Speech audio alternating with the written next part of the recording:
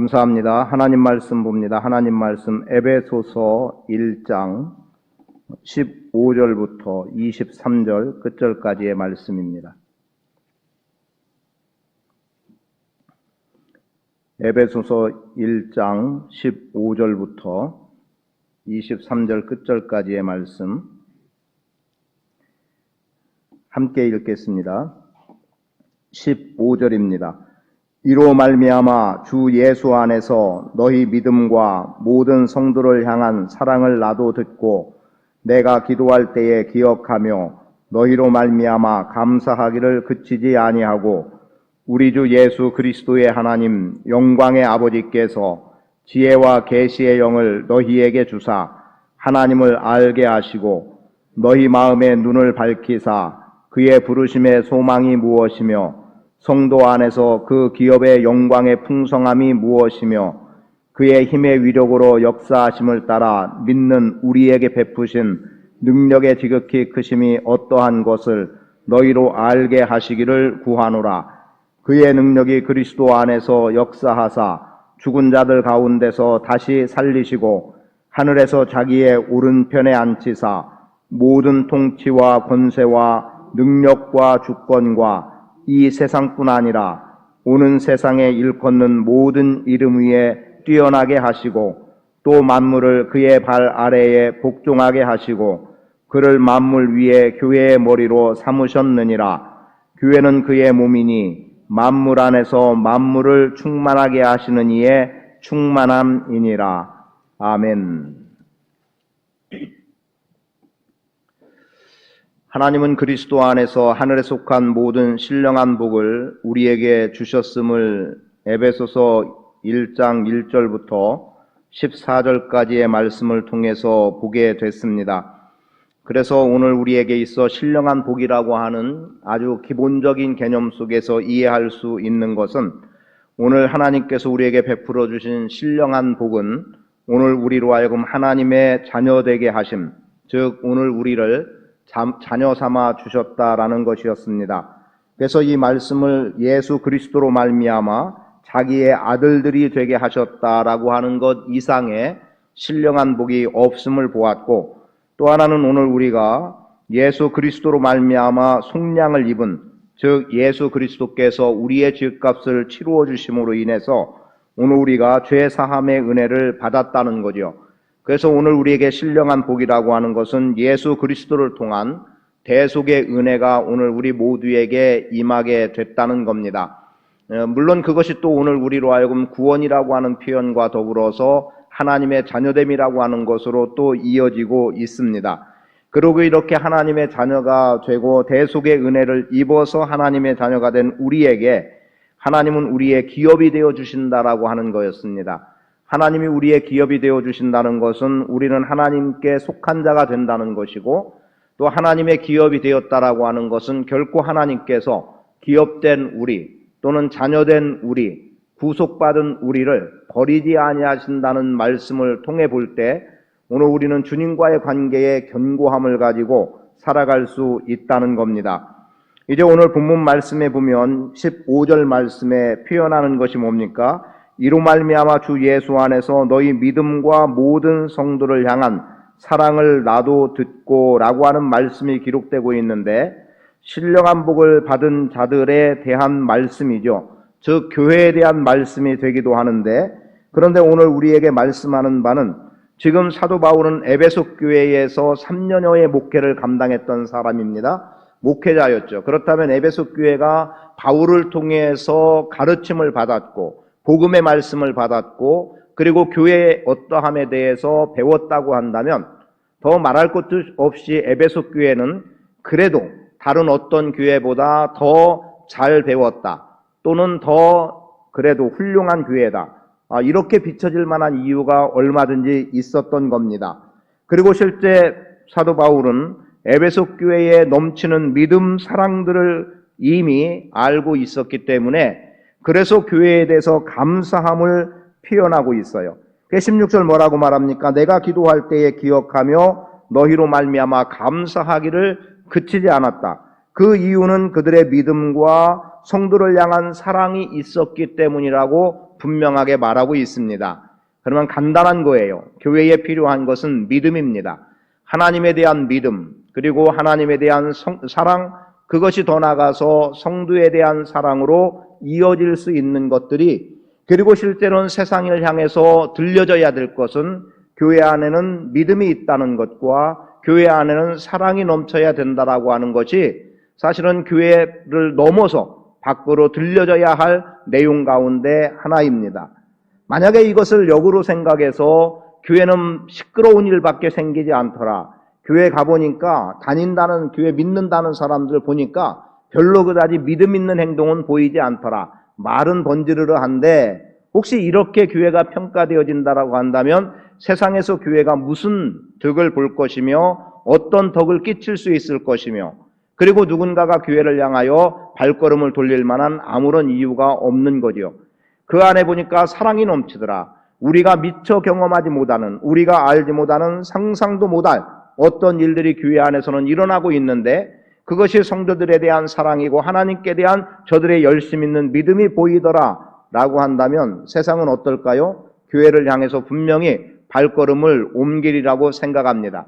그리고 바울은 이런 것 때문에 하나님 앞에 감사한다고 하고 있고, 이미 그가 표현하는 것은 너희를 위하여 기도할 때마다, 즉 끊임없이 사도 바울은 에베소 교회를 위해서 기도했습니다.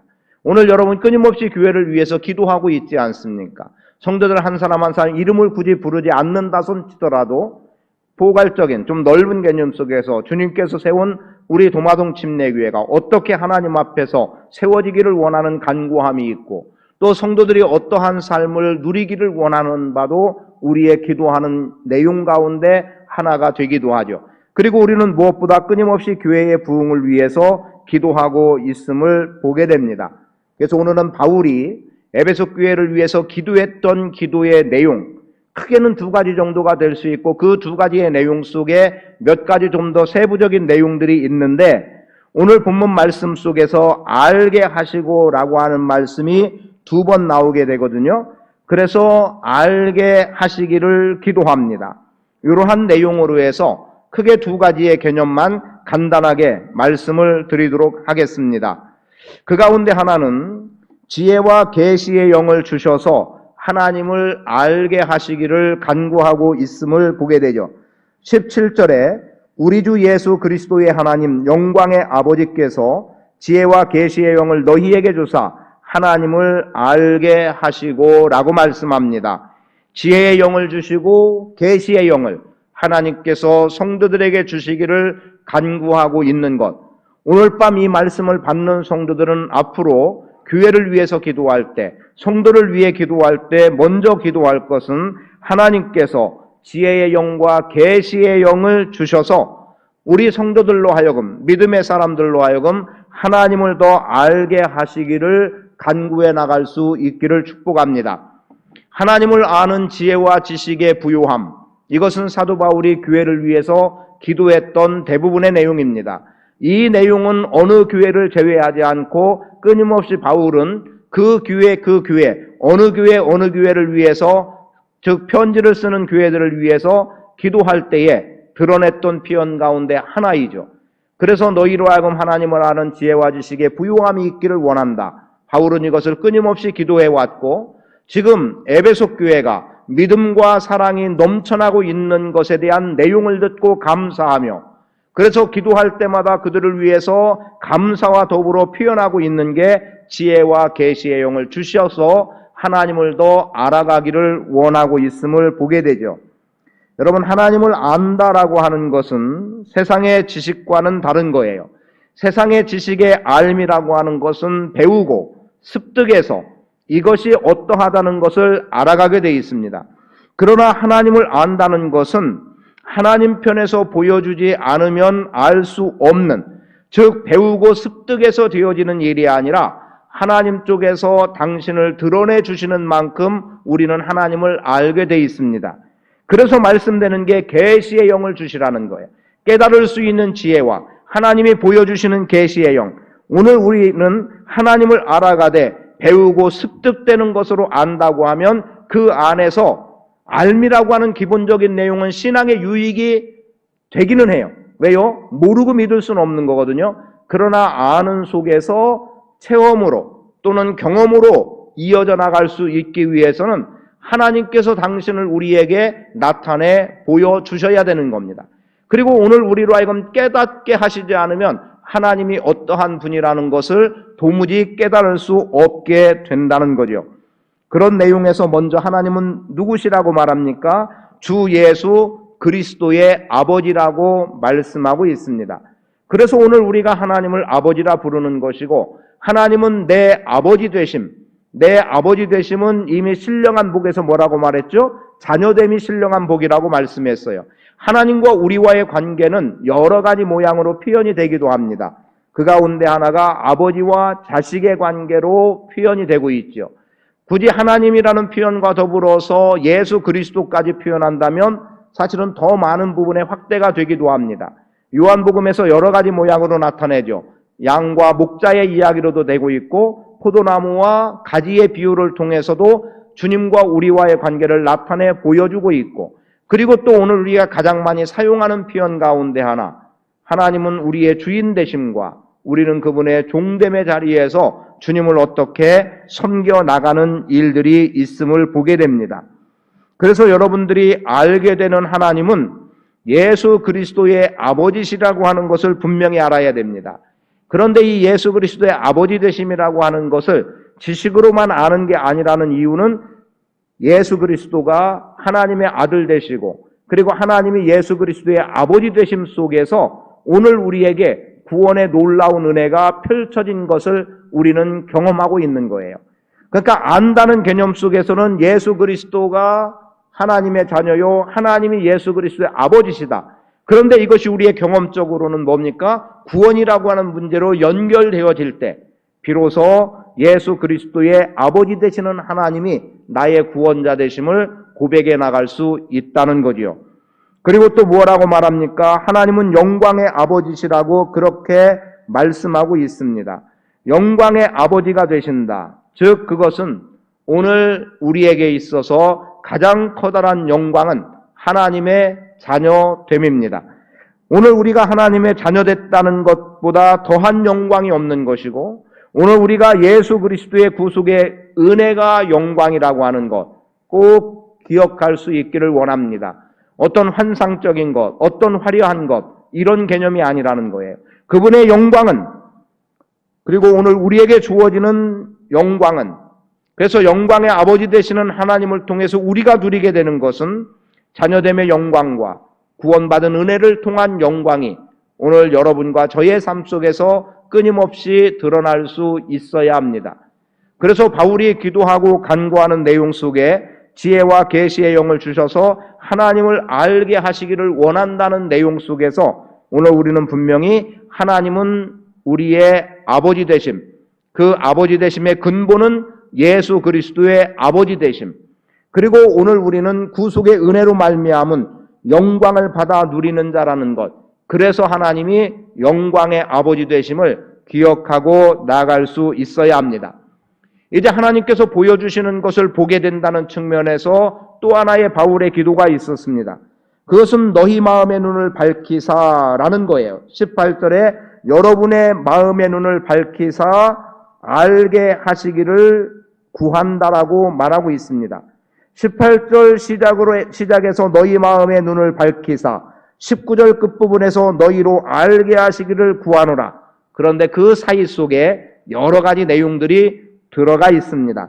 그러면 이미 계시를 말씀드릴 때 오늘 우리가 하나님을 아는 지혜와 지식의 부유함이라고 하는 것은 배우거나 습득되어지는 것이 아니라는 것을 전제하고 볼 때, 그래서 하나님이 우리를 보여주시는 만큼 우리가 하나님을 아는 계시라고 한다면, 그럼 보여주신 것을 우리는 보는 눈이 필요합니다. 앞에서 기도하실 때 오늘 우리의 마음 그리고 듣는 귀를 말씀하셨어요.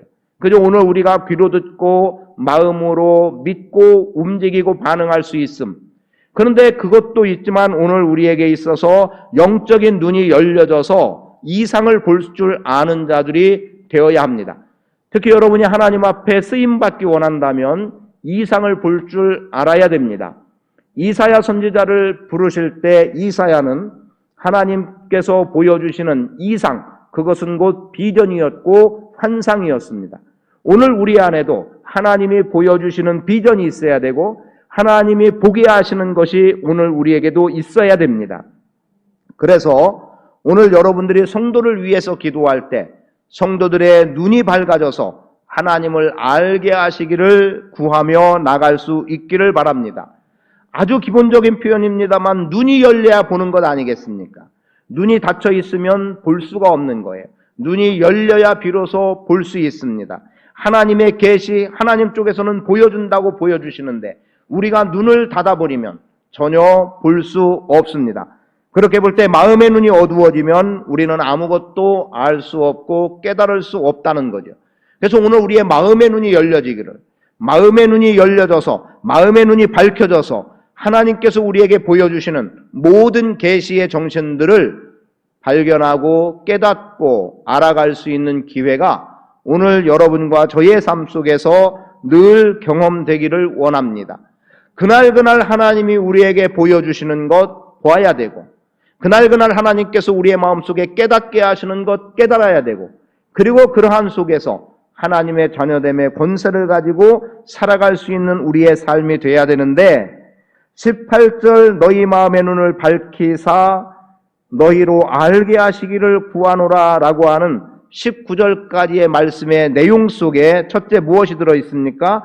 부르심의 소망이 무엇이며 라는 거죠. 오늘 우리의 눈이 열려질 때 하나님이 우리를 부르신 그 부르심에 반응할 수 있습니다.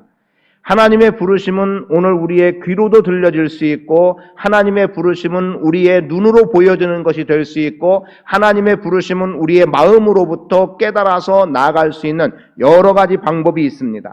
그런데 하나님의 부르심은 오늘 우리가 이 땅에서 그냥 표현합니다. 잘 먹고 잘 누리고 잘 사는 것에 국한된 삶을 원하는 게 아니에요.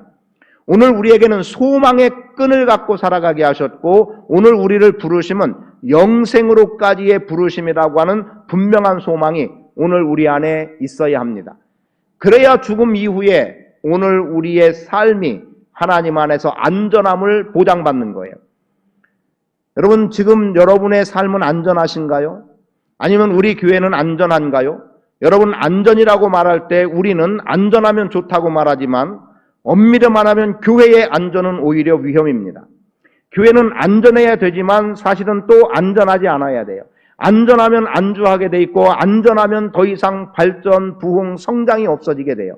그냥 이대로 좋다는 거죠. 이대로 좋은 거예요. 대개 교회들이 200~300명 선에서 멈추는 이유 중에 하나가 뭔지 아십니까? 200~300명 정도의 성도의 수가 되면 교회가 기본적으로 해나갈 일들을 넉넉하리만큼 해나갈 수 있다는 겁니다. 아마 대전으로 본다면 300명에서 500명 정도의 수치면 괜찮을 것 같고 그리고 서울 같은 경우는 보니까 한 100에서 200명 정도만 돼도 교회가 뭐 하나 하려고 제법 큰 사업들, 선교 사업을 비롯해서 여러 가지 주님의 일을 감당해 나가는 것에 있어서 그래서 통틀어 표현하면 200에서 300명 정도의 성도면 하고 싶은 것 다 할 수 있다고 말할 정도의 규모가 되어지기도 합니다.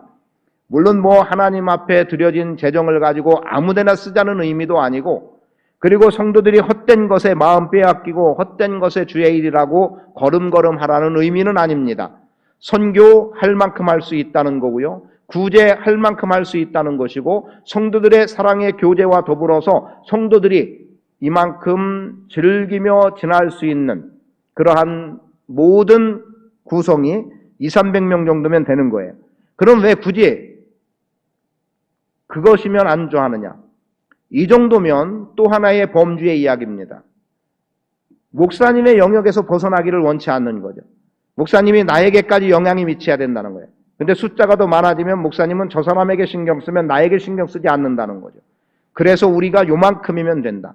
늘 그 영역 안에서만 그래서 200에서 300명 넘기기가 사실상 어렵다라고 하는 말들을 합니다.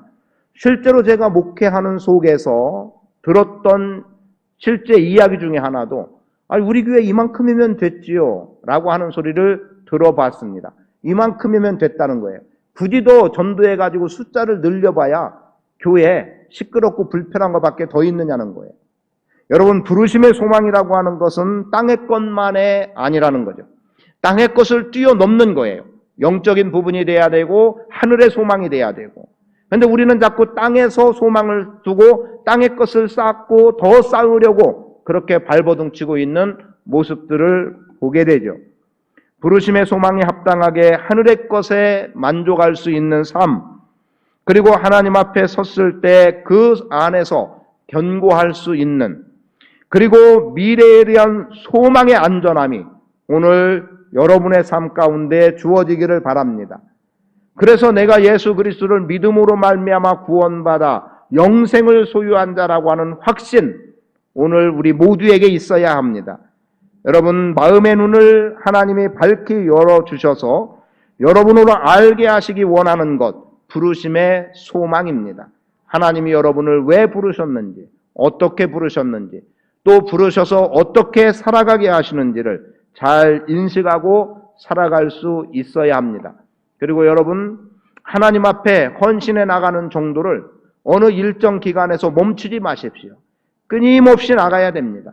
하나님의 부르심의 소망에 굳이 말씀드린다면, 하나님의 부르심의 소망, 지금 부르셔서 소망을 두게 하셨는데 하나님이 이 소망으로 영생에 이르게 하는 또 하나의 부르심이 있는 여기까지, 그것은 곧 죽기까지입니다. 여기까지 우리는 끊임없이 주님의 일을 감당해 나갈 수 있어야 합니다. 땅의 것에 만족하지 마시고 하늘의 신령한 것들을 위해서 쌓아두고 살아가는 복된 인생 되시기를 축복합니다. 그리고 마음의 눈을 밝혀서 우리로 알게 하시는 것은 기업의 영광의 풍성함입니다. 이미 하나님의 자녀됨에 대한 이야기도 했고 기업에 대한 이야기도 신령한 복이라는 것을 말씀을 드렸는데요. 기업의 영광의 풍성함, 이것은 여러분이 받아 누릴 영광입니다. 이 땅에서 누리는 영광과 또 부르심의 소망 속에서 여러분들이 받아 누릴 영광이 있는 거예요. 저는 하나님 앞에 섰을 때의 영광 중에 하나를 이렇게 꿈을 꿉니다. 계시록 7장 9절의 말씀에 보면 열방과 족속이 하나님 앞에 예배하는 그 광경이 나옵니다. 모든 민족, 모든 열방, 모든 족속. 그래서 앞으로 되어질 사건입니다만 하나님 나라에서 모든 열방이 하나님을 찬송하고 있고 예배하고 있어요. 그 예배하는 현장에 나를 통해서 구원받은 누군가가 그 자리에서 함께 예배하는 그 광경, 그 자리에 그보다 더한 영광이 어디 있을까를 가끔 생각을 합니다. 심지어 어떻게까지 생각하냐면 내가 전한 복음, 그런데 지금 내가 살아있는 동안 믿지 않지만 언젠가 그 사람이 하나님을 믿는 믿음의 자리에 있게 된다는 거죠. 왜냐하면 하나님 나라에서는 이 사람도 구원받은 자로 서 있는 거예요. 다만 이 땅에서 구원을 이루지 못했을 뿐입니다. 그래서 하늘에서 이루어진 뜻이 이 땅에서도 이루어지기를 간구하고 있는 것은 하늘에서 이미 이루어진 이것을 오늘 우리가 이 땅에서 기도하고 복음 증거하고 하는 일을 통해서 이루어 나가게 된다는 거죠. 그런데 어떤 내가 전혀 모르는 어떤 사람이 나의 예배하는 그 자리에 함께하는 거예요. 그런데 그가 무엇라고 말하냐면, 굳이 말을 한다면 내가 선생님이 아니면 목사님이 집사님이 장로님이 나를 전도해서 내가 그때 예수 믿고 구원받아서 이 천국에서 영광을 누리고 있습니다. 감사합니다. 라고 인사한다고 한번 그냥 우리의 삶처럼 표현해봐요. 내가 누군지 모르는 사람이에요. 그냥 내가 전도지 한 장 넘겨주고 예수 믿고 구원받으세요, 교회 다니세요, 이런 정도밖에 하지 않았다고 전제하겠어요? 그래서 내가 전도지를 수많은 사람들에게 나눠줘서 어떤 사람에게 전도지를 나눠줬는지조차 모르는 거예요. 그리고 그 사람이 예수님을 믿는지조차 모르는 가운데 있다가 내가 죽어서 하나님 나라의 가운데서 하나님을 예배하고 있는데, 그런데 어떤 사람이 나에게 당신 때문에 내가 예수 믿게 됐습니다, 당신 때문에 내가 이 천국의 영광을 보게 됐습니다 라고 말한다면 얼마나 감격스럽겠습니까? 미처 내가 알지도 못하고 기억도 못하는 그가 내가 전한 전도지 한 장에, 내가 예수 믿으라는 말 한마디에, 교회 다니라고 하는 말 한마디에, 그래서 교회로 나오고 그것이 출발점, 신앙의 첫걸음이 되어서 구원받은 자가 되었다라고 하는 영광스러움. 저는 이것을 개인적으로 스스로 그런 꿈을 꾸는 거예요. 그건 저에게 있어서 환상이기도 합니다. 내가 하나님 앞에 섰을 때 그 선자리에서 나를 통해서 구원받은 영혼들이 내 뒤에 얼마가 서 있을지 모를, 여러분 기업의 영광의 풍성함이 여러분에게 있음을 아시기를 축복합니다. 그리고 보여지기를 원해요. 앞으로 되어질 일, 계시록을 통해서 보여지기를 원합니다. 제가 요즘 계획하고 있는 것은 적은 책을 좀 느리게 읽는 편이에요. 느리게 읽는 편이라서 혼자 마음속에 3일에 한 번씩 계시록을 읽어야 되겠다는 생각을 하고 있습니다. 그래서 7장 정도씩 읽어나가면 사흘이면 한 번, 그러다 보면 어느 날 이틀에 한 번 계시록을 읽을 수도 있겠다 싶고 하루에 한 번 읽을 수 있겠다 싶기도 하고 아니면 정말 1시간 안에 읽어나갈 수도 있겠다 싶은 생각을 하고 있습니다. 물론 다른 읽어나가는 내용은 내용이고요. 지금 요한계시록을 좀 더 제가 많이 알아야 되겠다라고 하는 그러한 마음이 들어서 요한계시록을 읽고 있습니다. 아마 어쩌면 제가 죽을 때까지 그것을 반복한다면 요한계시록을 읽는 횟수가 가장 많을지도 모르겠어요. 물론 어느 날 또 다른 내용의 성경을 읽게 될 수도 있겠죠. 그러나 3일에 한 번 정도는 읽어야 되겠다. 그 마음으로 지금 시작을 며칠 전부터 하고 지금 이행하고 있습니다. 그러면 하나님 나라에서 되어진 그 일, 그 환상, 그것을 보고 나갈 수 있는 삶의 모습, 특히 하나님께서 우리를 기업 삼아 주셔서 즉 하나님의 모든 소유, 그것도 하나님의 나라를 우리에게 유업으로 주시는 그 기업의 영광, 그 영광의 풍성함 받아 누리기 바라고 무엇보다 여러분의 눈을 밝히사 알게 하시기를 축복합니다. 그리고 능력의 지극히 크심을 말하고 있죠. 능력의 지극히 크심이 어떠한 것을 너희로 알게 하시기를 원하노라. 그런데 이 능력의 지극히 크심은 하나님께서 그분의 힘에, 즉 예수 그리스도입니다. 예수 그리스도의 위력으로 역사하심을 따라 믿는 우리에게 베푸신 능력의 지극히 크심. 하나님이 여러분에게 어떤 능력을 주셨나요? 어떤 은사를 주셨나요? 지금 여러분들에게 있어서 주어진 하나님이 주신 은사, 하나님께로 부여받은 것, 여러분 안에 어떤 능력이 있습니까? 여러분, 하나님의 능력은 예수 그리스도를 부활케 하셨습니다.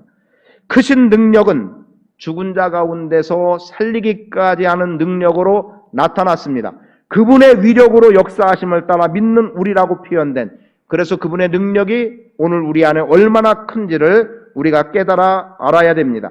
그리고 그분의 능력의 크심은 만물을 통치하시는 거예요. 여러분, 하나님의 능력은 부활, 하나님의 능력은 만물의 통치. 그런데 이 만물의 통치를 누구를 통해 이루십니까? 예수 그리스도예요. 부활을 경험한 예수 그리스도를 통해서 만물을 통치하게 하셨다고 말씀하고 있습니다. 그리고 하나 중요하게 표현된 내용 하나가 있죠. 또 만물을 그의 발 아래 복종하게 하시고 22절입니다. 그를 만물 위에 교회의 머리로 삼으셨느니라. 여러분, 교회에도 동일한 능력을 부여해 주셨습니다.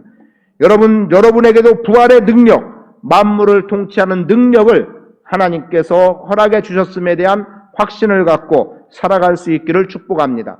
부활이 분명하다면 세상의 실패일 수 없습니다. 부활이 분명하다면 실패 속에서도 우리는 다시금 일어설 수 있는 힘을 얻는 것이고, 부활할 수 있는 부활을 경험하는 거예요. 여러분, 실패해서 쓰러졌고 그 쓰러짐이 죽음이라면 오늘 우리는 다시 일어나 부활하는 은혜 속에 살아가도록 주님은 역사하십니다. 그래서 끝으로 알아야 될 것은 교회는 그의 몸임을 알게 하시기를 원합니다. 그리스도는 교회의 머리라고 22절 말씀하고 있고 4장 15절에서도 무엇라고 말씀하고 있냐면 오직 사랑 안에서 참된 것을 하여 범사에 그에게까지 자랄지라. 그는 머리니 곧 그리스도라고 말합니다. 예수 그리스도는 머리가 되십니다. 골로새서 1장 18절은 교회의 머리이신 그리스도가 만물의 으뜸이 되셨다라고 말씀하고 있습니다. 그분이 오늘 우리의 머리가 되세요. 우리의 머리가 되셨다는 뭘까요? 그리고 우리는 그분의 몸이라는 건 뭘까요? 몸은 머리에 지배를 받게 되어 있습니다. 지배라는 말이 좀 부담스럽다면 지시를 받고 살아가게 돼 있어요. 그런 예수 그리스도가 교회의 머리, 우리의 머리가 되셔서 그분이 우리를 지시하고 이끌어가는 대로 우리는 어떻게 해야 된다? 복종해야 합니다. 순종의 삶을 살아야 한다는 거죠. 그래서 23절, 교회는 그의 몸이니 만물 안에서 만물을 충만하게 하시는 이의 충만함이니라. 교회는 충만함이에요. 교회는 모든 것을 담는 겁니다. 여러분, 하나님의 능력, 부유함, 모든 것이 교회 안에 담겨 있음을 기억하세요. 그리고 세상을 다스리는 권세가 교회 안에 있음을 기억하십시오. 그러하기 때문에 교회의 중심은 예수 그리스도가 자리해야 됩니다. 교회의 중심에는 예수 그리스도여야 됩니다. 혹시라도 목사가 교회 중심이 된다거나 어떤 사람, 중직 아니면 어떤 직분의 사람이 중심에 서서는 안 됩니다. 교회의 중심은 오직 예수 그리스도여야 합니다. 근데 지금 시대는 참 안타깝게도 사람 중심으로 교회가 흘러가려고 하는 일들이 많이 일어나고 있습니다. 경계해야 될 부분이고요. 우리 교회도 마찬가지예요. 사람에 의해서 교회가 움직여간다면 그것은 우리가 마땅히 경계하고 끊어야 될 일이고 오직 예수 그리스도가 중심이 되어 살아갈 수 있어야 합니다. 말씀을 마칩니다. 교회는 예수 그리스도의 몸임을 안다면 교회에서는 늘 믿음과 사랑, 시작할 때 말씀드린 겁니다. 믿음과 사랑이 풍성해야 됩니다. 왜냐하면 머리이신 그리스도가 지시하는 대로, 그분이 원하는 대로, 그분을 닮아가는 대로 간다면 오늘 우리 안에 믿음과 넘치는 사랑은 절대 필요한 부분입니다. 이 일을 위해서 힘써 나갈 수 있게 되기를 바라고요. 그리고 교회의 일, 감당할 수 있는 사람이 감당하도록 힘을 모아 나갈 수 있어야 합니다. 그래서 누가 무엇을 하는 일에 대해서 왜 누가 하느냐가 아니라 누가 하는 것에 칭찬하는 삶의 태도로 나가셔서 그래서 그의 몸임을 알게 하시기를 원한다는 이 기도의 내용대로 여러분들이 누가 하는 것 늘 칭찬하고 늘 격려하고 세워주고 위로하며 나갈 수 있는 그러한 삶을 사시게 되기를 축복합니다. 오늘 크게 두 가지라고 했지만 마지막 몸 하나까지를 표현해서 말씀을 드렸습니다. 여러분이 반드시 기억하고 나가야 될 것, 또 여러분들이 기도하며 나가야 될 것, 하나님께서 오늘 우리에게 지혜의 영과 계시의 영을 부어주셔서 하나님을 얼마나 더 알아갈 수 있기를 위해서 꼭 기도해 주시고, 그리고 두 번째는 우리의 마음의 눈을 하나님이 열어주셔서 보여주시는 것 다 보게 하시고 그 속에서 부르심의 소망이 무엇이며 영광의 풍성함이 무엇이며 기업의 영광의 풍성함 그리고 능력의 지극히 크심이 어떠한 것을 알도록 기도해 주시기 바랍니다. 그리고 우리가 예수 그리스도를 머리로 한 몸이라고 하는 그리고 몸의 지체로서의 사랑으로 그리고 그리스도의 생명으로 복종해 나가는 삶을 온전히 살아나갈 수 있기를 축복합니다. 에베소서는 교회론이라고 신학자들은 말합니다. 즉 교회론은 에베소서에서 찾아야 된다고 말하고 있어요. 그 이유가 뭐냐면 바로 예수 그리스도가 머리가 되시고 우리는 몸이 되신다는 속에서 그런 말씀들이 나오고 있는데요. 만물의 으뜸 되신 예수 그리스도가 우리의 머리 되셔서 우리를 잘 지도하시고 이끌어 가시기를 간구합니다. 우리는 복종의 삶을 살아갈 수 있기를 바랍니다.